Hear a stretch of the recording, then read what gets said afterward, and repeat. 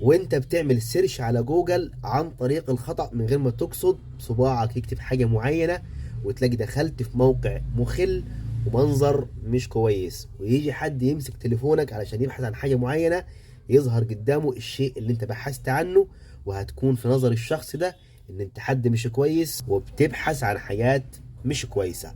تعال اقول لك ازاي تمسح السيرش بتاعك اللي انت بحثت فيه عن جوجل، علشان ما تبقاش عرضة لأي حد إنه يعايرك أو يتنمر عليك، وما تخليش حد يشوف خصوصيتك. الموضوع سهل جدا. انت النهارده استخدمت جوجل وبحثت عن كذا حاجة بس انت عايز تمسحها، كل اللي عليك هتخش على جوجل كروم او جوجل نفسه وتدوس عليه هنا.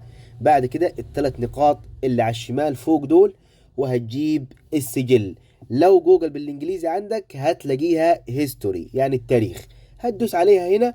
دي الحاجات اللي انت بحثت عنها النهارده. الطريقه دي لو انت عايز تحدد حاجه معينه، عايز تمسحها حاجه معينه مش كل حاجه، هتدوس هنا، دي اتمسحت دي اتمسحت دي اتمسحت.